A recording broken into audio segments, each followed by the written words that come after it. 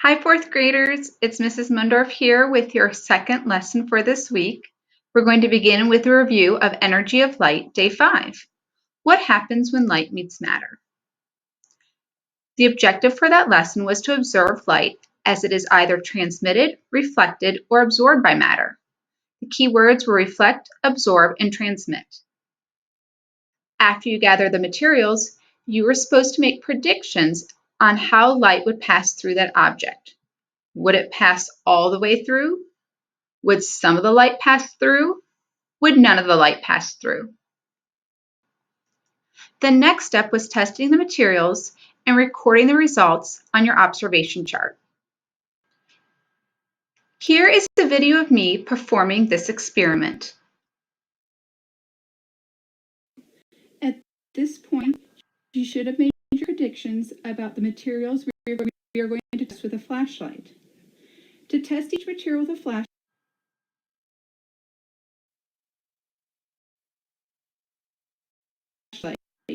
you're going to shine the flashlight.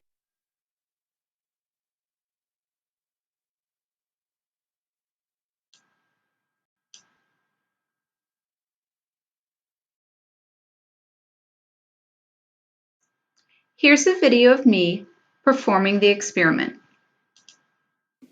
At this point, you should have made your predictions about the materials we are going to test with a flashlight. To test each material with a flashlight, you're going to shine the flashlight on one side of the material and look at the other side. You're going to record your observations in the observation chart. What happened to the light? Did all of the light go through the item? Did some of the light go through the item? Did none of the light go through the item? Was any of the light reflected? If none of the light went through the item, where did the light go? So we have our flashlight. You can see it clearly shining on the wall. We're going to first test plastic wrap. You can look, flashlight with a plastic wrap in front. Does all, some, or none of the light pass through? And again, you can also look at it from this angle. And all of the light passes through. If you didn't have plastic wrap, you could have tested a plastic bag, like a sandwich bag, but it needed to be clear. Again, from both angles, light clearly passes through this object. The next material we are testing is a tissue. Here is the light against the wall. And here is the tissue. You can see against the wall that some of the light goes through.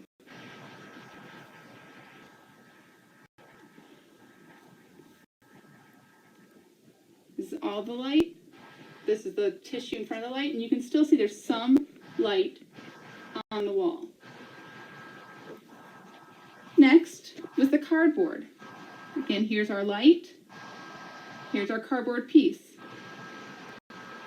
You can clearly see that none of the light goes through this object. And again, we're testing it like this. There's no light coming through. Next, we're testing the pencil. This is similar to our first experiment. There's no light going through the pencil, and that's why it creates a shadow. We have a cup of water, a glass cup. All of the light goes through the water.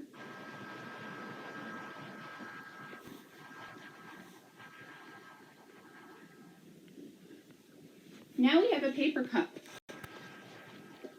Again, if you shine it like this, it might be difficult to see really how it works, but if you put the flashlight through here, you can see not only here, but against the wall, how some of the light goes through.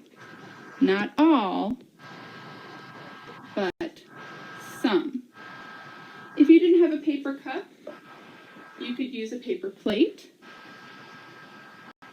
Again, you can see there's some light on the wall, and you can see that some light passing through.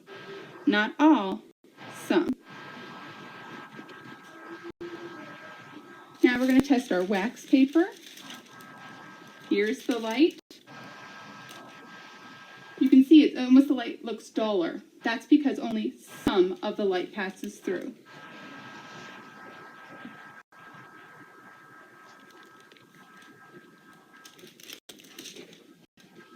Now we have a book. You can see none of the light passes through the book. You can't see the light on the other side of this book.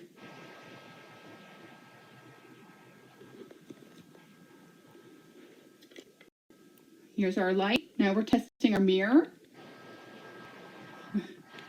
There is no light on the wall that is going into the mirror. Instead, it's bouncing right back at me. Again, you can see it this way. There's no light shining through the mirror. You get it this way, you can see how it's bouncing off and not going through. Next, we are testing our hand. Here's our light. Now, you have to put your hand, it's not like this, it's more like this to really see. If you look in between my fingers, you can actually see that some of the light passes through my hand in that thinner section. If you do it down in the palm of your hand, it does not. But some will. Next, we're doing a piece of aluminum foil. And here's the light. You can see against the wall the light is blocked. And if you look at the piece of foil, what is happening to that light when it's blocked?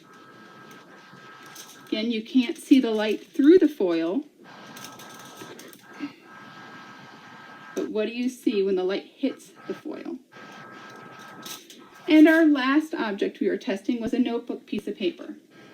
Here's our light against the wall.